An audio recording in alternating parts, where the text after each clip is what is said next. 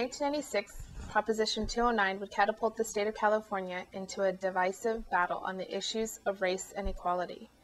Proposition 209 prohibited state and local governments, districts, public universities, colleges, and schools, and other government instrumentalities from discriminating against or giving preferential treatment to any individual or group in public employment, public education, or public contracting on the basis of race, sex, color, ethnicity, or national origin. The two people who wrote the initiative, Glenn Custard and Tom Wood, began doing their work on this in the early 1990s. They met one another through a conservative organization of academics. At that time, as you probably know, there were the culture wars going on, the canon wars going on in campuses, and as a result of those canon wars, some conservative academics organized around different issues, and affirmative action was one of those issues. In this seminar taught by Professor Montejano and Professor Lee, 12 students examined the 1996 vote on Proposition 209. Throughout the class, we analyzed the different factors that affect support for Proposition 209 and other anti-diversity initiatives. We examined census and election return data to test theories that attempt to explain voter turnout and preferences on race-related issues. We also discussed communication and messaging strategies used on both sides of the issue. We found that the language used in Prop 209 emphasizes ending racial preferences, not ending affirmative action. You know, the educational mission of a public university, a great public university like Berkeley, to say the starting point is let's see what we can find out from the standpoint of social science about what happened with the vote for Proposition 209 in 1996. With the constant exposure to a lot of visiting lecturers who, either as scholars or as activists, have been working on different aspects of either initiative politics or affirmative action directly, and to try to bring those two together in some sort of organic whole to get a sense of how you would actually rethink the issue of Proposition 209. For instance, if you were going to try to advocate to try to repeal Proposition 209, what are the different venues that are open? What are the different venues that are closed? What are the things that might be done if diversity generally, independent of what you think about affirmative action, were an important goal within the university, either through the initiative process or outside of the initiative process? The second part of the class is much more creative and initiative-based. It's to take the research we've done from the first half of the class and to try and create a creative program to deal with Proposition 209 and the effects of it mostly. I think this class is important because the people in our seminar right now are going to be the future lawyers and the future political scientists and the future public policy analysts, the future politicians themselves.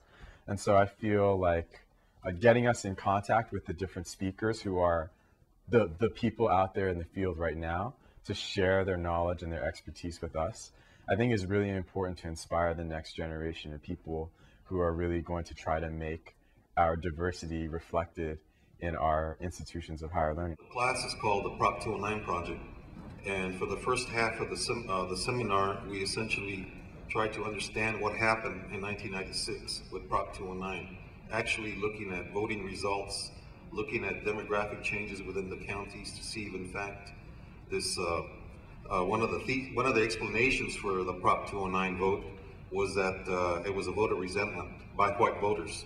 I thought we were very lucky to have the breadth of guest speakers. I mean, they covered the whole spectrum, from campaigns to what went wrong to authors. I think to get a complete understanding, which is key to doing anything, is to truly understand it. That's what we got with all the different guest speakers. So now we can't really talk about Proposition 209 if we don't understand the context of when it was passed. In the 1990s, California voters passed a series of anti-diversity referenda: the Anti-Immigrant Proposition 187 in 1994, the Anti-Affirmative Action Proposition 209 in 1996, and the Anti-Bilingual Education in Proposition 227 in 1998. What the opposition saw is that race-based initiatives in California are very powerful tools to galvanize white voters, because even though the state is now more than 30% Latino, probably more than 33%, more than 50% minority, the majority of the voters are white. And so the question is always, how do you galvanize that big group of white voters? And race-based initiatives have proved to be very effective. So once again, they thought affirmative action is perfect. It's important that the chancellor understands that admissions decisions at UC Berkeley not only affect the life chances of particular individuals, but it also affects the health of our state. Gap in terms of the difference between the reality of diversity in the state of California and the reality of the lack of diversity on the UC Berkeley campus. And that gap has only gotten bigger and bigger over the last 10 years. So I think 10 years is a natural sort of fixed point in our mind to sort of imagine what's changed over a period of time. And the reality is a lot has changed over that period of time. So I think if you're looking at the demographics of UC Berkeley, what jumps out to me is that it's not reflective of what's going on, of what the state is. And I just think that as a public university that's supposed to serve everybody in the state, I just feel like it's a shame that UC Berkeley doesn't reflect more of what California really looks like. Every year we fight hard, members of the Latino caucus, members of the Asian American caucus, members of the African American caucus, we fight hard to make sure that we maintain the outreach money that goes from the state into the UCs, and holding the UCs accountable to say, we want to see the student population reflect the diversity of California. The racial threat, but then there's also the contact hypothesis. You know, the people suggest when you don't have any exposure to a certain group of people, you're not going to know how it impacts them. You're basically working on less information. We're challenging a couple of their misguided theories. They have one theory that they put forward of color blindness. They have a notion that we should not see color, that everything's fine, everybody's the same, and I think that concept is very misguided, and it lies at the root of some of their pushing on affirmative action. They also seem to put forth this theory, and I've read a column by Ward Connolly which just astounded me, and he said basically racism is over. For students of color and underrepresented students being on campus, it's difficult for them, you know, it's challenging, and it becomes more of a burden because, you know, they don't have students that look like them, students that come from their same cultural or social background, and so it's a little more challenging because you have to find a way to fit in, and if you don't fit in, then, you know, you start hating the university, you start hating the school.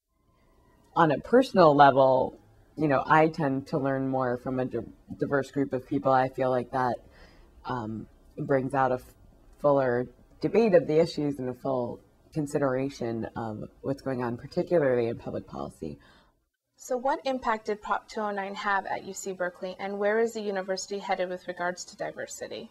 For example, in 1996, there were nearly 600 African-American undergraduates at the Berkeley campus. Today, there are less than 300, less than half, almost less than half of those that we had in 1996. How do we get back to those numbers?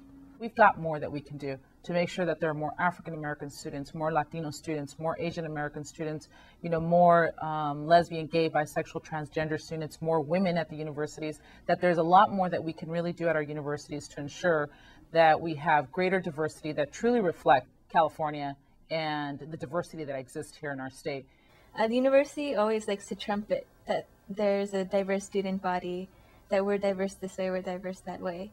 But in actuality, you just take a look at the numbers and it's not true. You know, diversity, any kind of diversity really helps us all. But in terms of ethnic and race and gender diversity, it's just tremendously important in terms of a learning environment. People come to Berkeley for that. And now people don't come to Berkeley because it's not here.